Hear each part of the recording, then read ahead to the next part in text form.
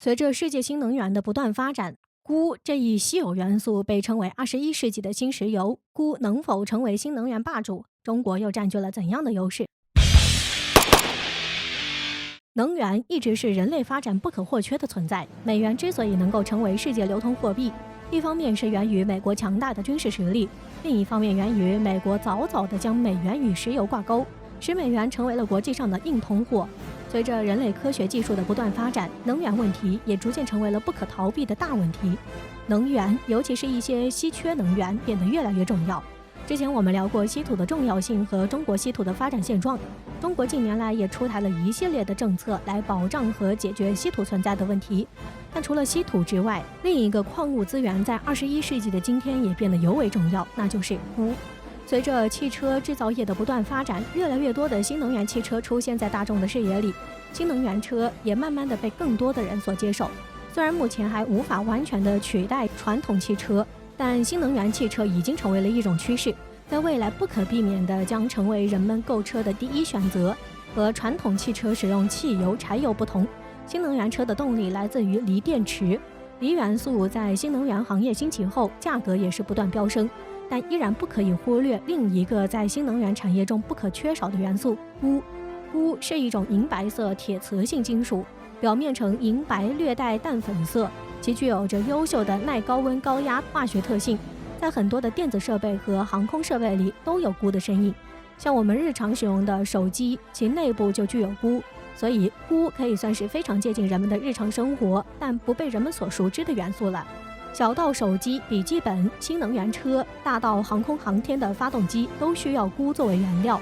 除此之外，钴还是飞机、火箭、飞行器以及高端武器等高端制造和军工生产关键的零部件。钴的应用范围如此之广，在世界范围内也越来越受到重视。但钴并不是近代才有的资源，早期的中国就有将钴用作陶器釉料的记载。古希腊人和罗马人也曾利用钴的化合物制造有色玻璃。中国唐朝彩色瓷器上的蓝颜色，也是由于有钴的化学物存在，所以中国可以算是最早一批实际应用钴的国家。值得一提的是，到了中世纪，钴才被欧洲国家发现，首次出现是在16世纪居住在捷克的德国矿物学家阿格里科拉的著作里，并将钴命名为妖魔。因为当时的科学技术水平并不发达，认为钴这种矿石是没有任何作用的，并且还会对人体的健康造成危害。但谁也不会想到，曾经一无是处的钴，现在会成为被称作新石油的新能源物质。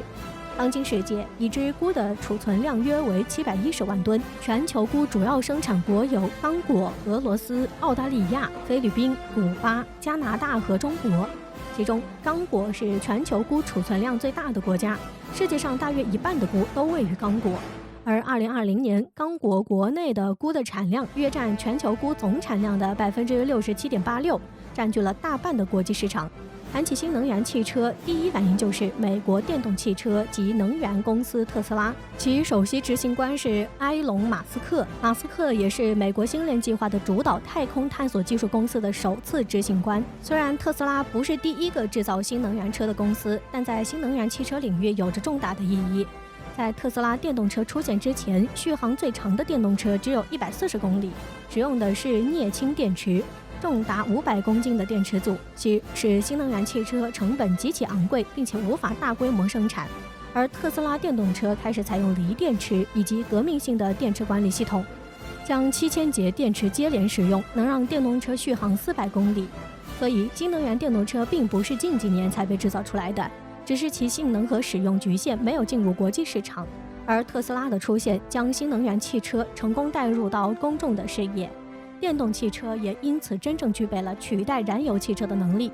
同时，也正是特斯拉新能源电动车的兴起，锂和钴的价格持续走高，成为了世界各国争相购买的新能源。日本车企、美国车企、德国车企都在开始布局新能源电动车，像德国老牌车企宝马、奔驰、奥迪都已经研发出了自己的纯电驱动汽车。近2年，随着国际新能源电动车的市场打开，中国国内的新能源电动车行业也发展迅速，像小鹏、蔚来等国产品牌的电动车逐渐有了相当大规模的市场。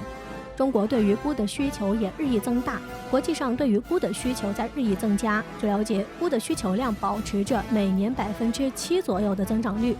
钴已经成为了不可或缺的资源。但从数据显示，2020年中国钴产量仅占全球钴总产量的1.64%。即便如此，中国却在钴领域有着非常大的优势。为什么这么说？因为这都得益于早些年中国对钴的重视。中国出台了一系列有关钴的相关政策，中国国内很优秀的企业在世界上收购了很多与钴相关的企业，这也使得中国在钴领域能够拥有绝对话语权的一个非常重要的基础。2016年，来自中国洛阳的牧业集团花费了172亿，拿下了世界最大钴矿的开采权，极大程度地提高了中国在钴领域的发展。我们前面提到了，中国钴产量仅占全球钴总产量的1.64%，虽然不多，但是美国和日本比中国还要少。美国钴矿石总储量仅有3.7万吨，因此在美国地质调查局评估的50种矿物质中，钴矿石也被称为供应链风险最高的矿物之一。日本更是不用说了，作为一个资源非常贫瘠的岛国，不仅仅是钴矿石，只要是矿物资源就没有日本不缺的。但作为一个经济发展高度依赖高科技产业和高端制造业的国家，日本也是钴矿产的消费大国，每年要在钴矿产进口上花费一大笔资金。当时钱不是最主要的，就像美国地质调查局评估的一样，供应链风险才是最重要的。一旦国际局势出现变化或发生动荡，只能依靠进口的日本很有可能会因为没有钴而导致很多高科技企业和高端制造企业瘫痪。中国早在10几年前就开始在刚果地区展开布局，来自中国内地的矿产企业们纷纷在非洲地区寻找合作国家。中国在国际上的正面形象加之长期的合作，也让刚果金政府对中国企业非常信任。在2016年，中国华友钴业和洛阳牧业相继收购了刚果金的2大钴矿，其中洛阳牧业收购了世界上最大的钴矿，这也让中国一举拿下了刚果金每年50%的钴矿石产量。到目前为止，中国已经承接了全球2/3的钴矿石精加工。这与中国的稀土产业的发展是2种不同的方式。稀土是中国具有的大量的资源，而钴是中国提前的战略眼光。既然国内没有，就通过中国企业在外国收购。我们前面提到了，美国和日本都是只能依赖进口获取钴，所以中国收购世界最大钴矿的举动引起了美国、日本的强烈不满。中美关系本来就矛盾不断，日本也作为美国的盟国与中国关系僵硬，中国这一举动将会给两者的钴供应链带来巨大的威胁。为了避免这种现象，日本甚至不惜出300亿，只为获取一小部门的钴矿开采权。虽然日本开出的条件很有诱惑力，但中国依旧不为所动。目前钴矿在国际上的需求量才刚刚起步，随着未来新能源汽车的发展日益成熟，逐渐取代传统汽车，钴的需求将会不断扩大。到时候中国的经济发展得到提升，也不会出现被人卡脖子的现象，可谓是一举两得。